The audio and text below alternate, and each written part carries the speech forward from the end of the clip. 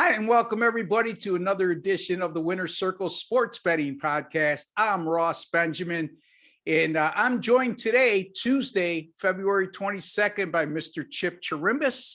Chipper, usually we talk about the NBA on Tuesdays, but there's no NBA tomorrow on Wednesday the 23rd. So we're going to give out a couple more winning basketball picks in college this time. If you haven't joined us lately, Chip, we're 6-0 with our last three videos, buddy.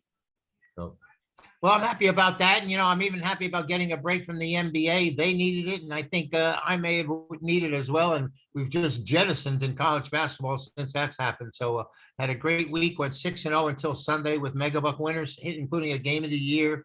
And it just seems like our time of the year, Ross. I know you're doing really well as well since the beginning of the month.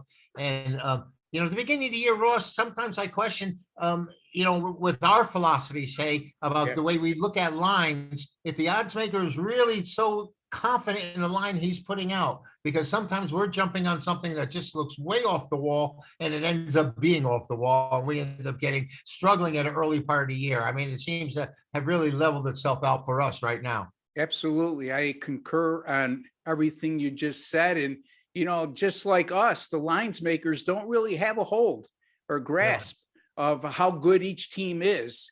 Look, they're going to be right with a lot of teams they set a line on, but they're more vulnerable early in the year in terms of the line they set. And in turn, the way, like you just alluded to, the way we look at lines, that could throw us off as well. No excuses, because right now we're both doing terrific. I'm coming off a 4-0 sweep in college basketball last night, 19-7 with my last 26 in college basketball, 51-31 with my last 82 NBA and college basketball combined. And since January 28th, Chipper, 54-32, which is good for 63% on all my picks. So yes, we're both smoking along here, buddy. Anyway, some interesting stuff occurred in college basketball. I'm going to talk about the Michigan game because that's where my free pick comes in. But, let's mention what happened with Juwan Howard. I mean, I know it's been beat to death on the airwaves over the last couple of days, and rightfully so. It's not something you see every day. A coach taking a swing at an assistant coach and a brawl breaking out at the game's end. But your take, Chip, because I haven't really talked to you about it. No, I haven't. Okay. There's no defending Juwan Howard taking a swing, open-handed or not, whatever he was trying to do. His progress was impeded. I did see that. The guy just really wanted to talk to him, and he didn't want to have anything to do with it.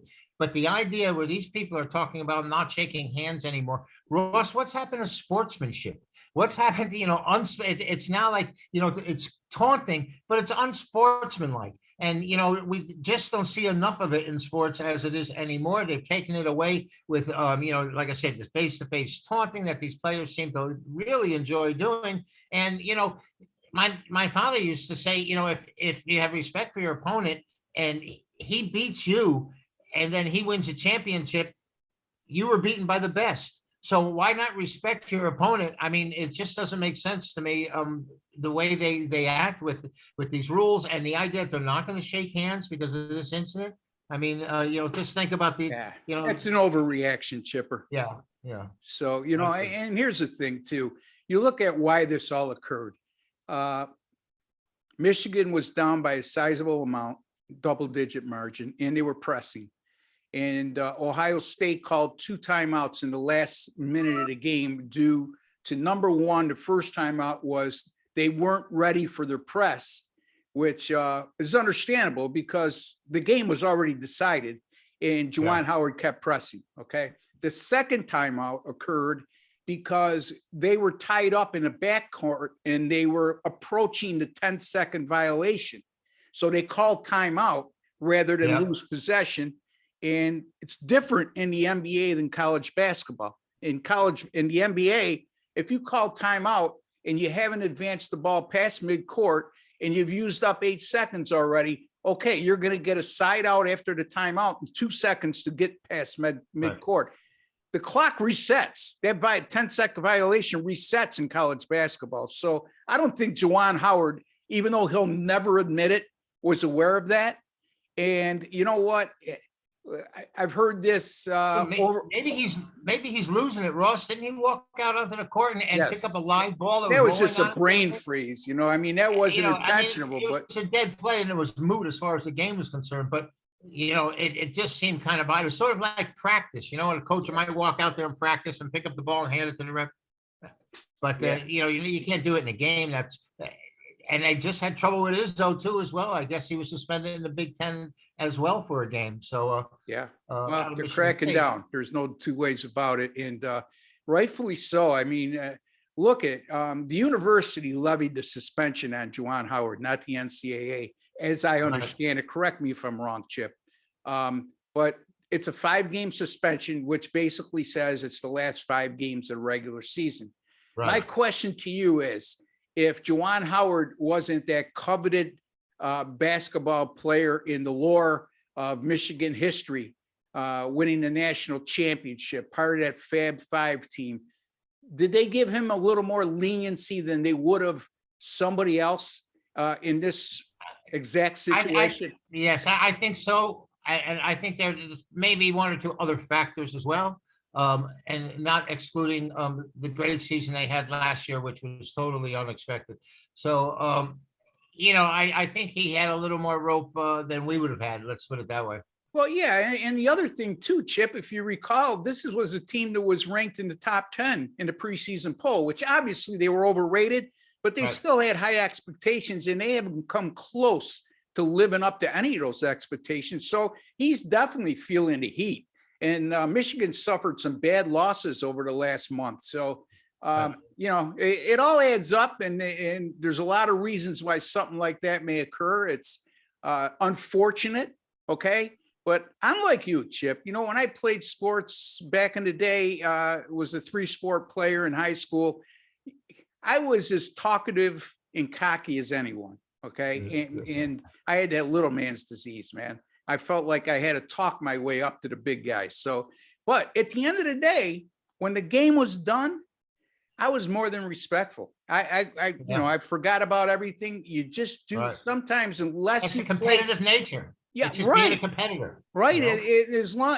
Unless you've been involved in some high caliber sports, meaning even high school sports, you don't know how your emotions get caught up in the middle of battle, in the middle of a game. I shouldn't say battle. I don't like using battle because we're not going to war, regardless of what some of these NFL players say.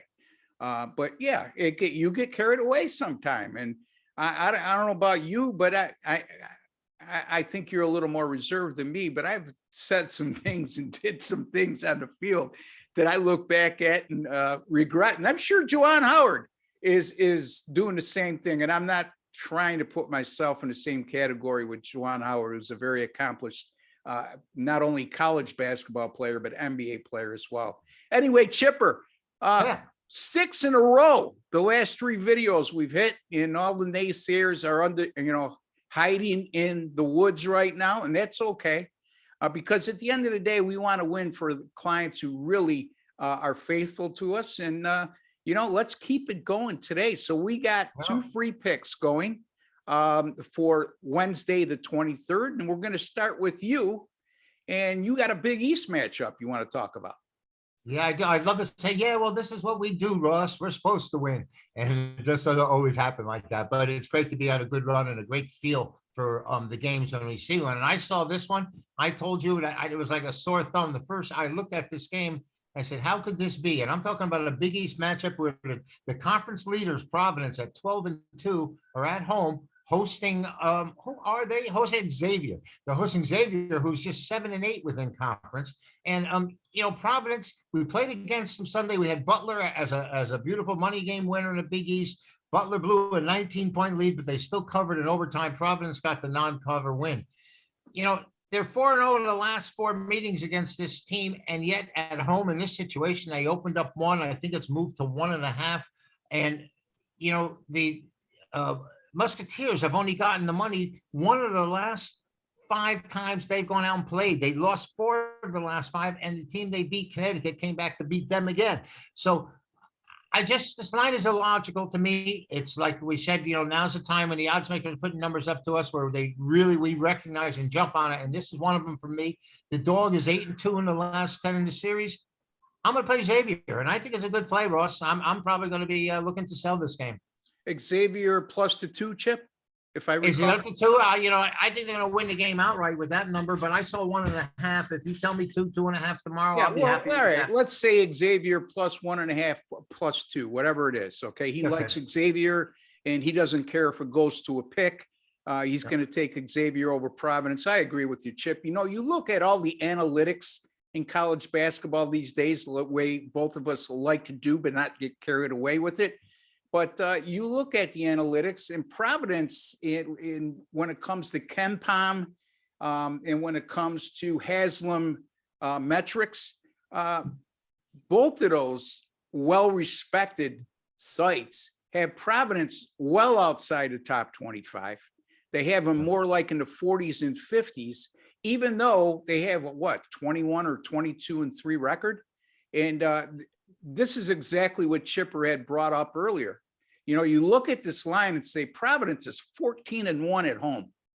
Their only loss came to Villanova. It was not a bad team the last time I checked.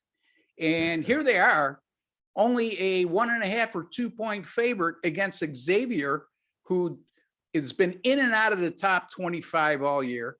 There has not been consistent over the last month. So yeah, Chip, I like your pick there. Xavier plus 1.5 plus 2. So anyway, I'm going to take a look at the game between Rutgers and Michigan. And I'll start by saying this. Well, let's look at the line first. Michigan's a 5.5 point favorite. Look, I just find it hard to imagine that there's not a lot of distraction with these kids after Saturday's incident. On top of that, they haven't really lived up to expectations. So there's a lot of pressure. Okay. These are 2 teams that are squarely on the bubble. Rutgers has really found their game of late. Now they're coming off a 12-point loss at number 4 Purdue. That's nothing to hang your head about. They got a push in that game, I believe, because Chip, you had Rutgers in that game, correct? Yeah, they were. I had Purdue. No, I laid, Oh, you had Purdue. 11.5 and 12 early, and Yeah. I'm pretty sure it was a push universally. It was a push. Otherwise, Yeah. I had swept the board with the rest of the plays on a day like you. It's been rolling right along. Yeah. So Purdue, they pushed in the Purdue game. Prior to that, they had won 4 in a row. As a matter of fact, their last 5 games have all been against ranked opponents. The only game they lost out of those 5 was the Purdue game. And they went 4-0-1 against the spread in those 5 games. On top of that, they've been a terrific underdog for the latter half of the year, Chip. And I don't think a lot of people realize that. Rutgers 8-0 against the spread in their last 8 as an underdog. And they won 6 of those 8 contests straight up. So not only are they covering, they're upsetting opponents, and they played themselves right onto the proverbial bubble. And this is a huge game for both teams. And I think Rutgers is going to be up to the task. I don't know if they'll win this game outright, but I see this going right down to the wire. Would not shock me whatsoever to see Rutgers win the game with all being considered. And when Michigan's going through, you mentioned to me off air that Rutgers had beaten Michigan before. And I know sometimes we like to use the revenge factor. And yeah, I mean, it makes sense to do so when it comes to evenly matched opponents. So, but the bottom line is this: since 2019, Michigan's only 1-8 against the spread when playing with same season revenge stemming from a straight up favorite loss. And in that game at Rutgers, they lost 80-72. They were a 3.5 point favorite. And not only are they 1-8 ATS in those 9 games, they're getting outscored by better than 7 points per contest in doing so. So I'm going to take Rutgers here, Chip, plus the 5.5 at Michigan. And Chip Chirimbus. Let me say one thing that bothers me about the game, because I didn't feel comfortable with it. Right. We got a wounded Wolverine here. We've got 2 starting forwards out. The head coach is out. And, sometimes these teams, they gather themselves up together. The fact that they are favored like that is really a big plus for the Scarlet Knights, who have those wins over Purdue and Iowa and Michigan State and, 5 ranked teams they beat in a row. So, Rutgers has played tough in that situation. Yeah, and the old adage is beware of the wounded animal. But Yeah, that's what I mean, about no one's a lot of bad press, and Wolverines may want to do their fighting on the court this time. yeah, So, well, let's see. I mean, they're definitely a talented team, but this Rutgers team reminds me they're a poor man's version of Texas Tech, where they just play physical. They don't wow you with their athletic ability. They're not a great 3-point shooting team. They're a good one. But I like this Rutgers team. I like to see them make a run to get into the NCAA tournament. But trust me, if I didn't think they were to play, I would go against them in a second as well. So anyway, Chipper, Yes. you like, just to review, you like Xavier. Xavier plus the 1.5 or 2 against, excuse me. Providence, whatever I get. Yes. So again, Xavier plus the 1.5 and 2 over Providence, and Rutgers plus the 5.5 over Michigan. And folks, we're 6-0 with our last 3 videos, and we're about to go 8-0. So those of you who want to fade us, feel free to do so.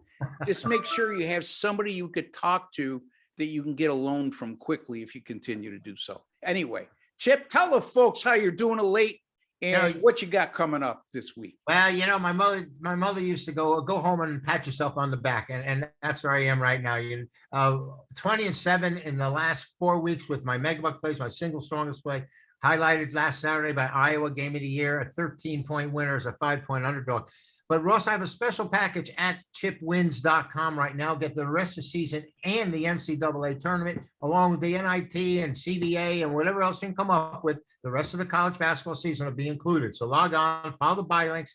It's big games and big money right now for us, Ross. This is our time to shine, and we're both coming to the forefront. Absolutely. And again, folks, to remind you, my website is rbwins.com. And shame on you if you haven't indulged with both of us on a pay variety. I'm not trying to embarrass anybody, but by the same token, the same people who complain when occasionally we have a couple losing videos in a row are the same people that will never reach in their pocket and spend a dime on our advice. And shame on you. Like I said, I mean, I'm 19-7 with my last 26 in college basketball. That's 73%. Overall, 54-32 with all my picks since January 28th, folks. That's 63%. And NBA and college basketball combined 51-31, 62% with my last 82. I don't know what more you need to jump on board with both of us, but in any event, let's win these free picks, and maybe some of you will wisen up and reach in your pocket and spend a little to make a lot at chipwins.com and rbwins.com. Any final thoughts, Chipper? No, you said it all, Ross. Thanks a lot. And let's get on the bandwagon and put up some more winners. There you go, buddy. Until the next time, me and Chip will be back together on Friday for Saturday college basketball. We've done awfully well on those videos for you on a Saturday. And I'll be back on Thursday with Doug Upstone as the NBA reconvenes, and we'll have a couple NBA free picks. By the way, not only are me and Chip 6-0, me and Doug have gone 5-1 on the last 3 videos. So the last 6 videos on this channel, 11-1. Need I say more? Until the next time, for Chip Chirimis and Ross Benjamin, take care and God bless, folks.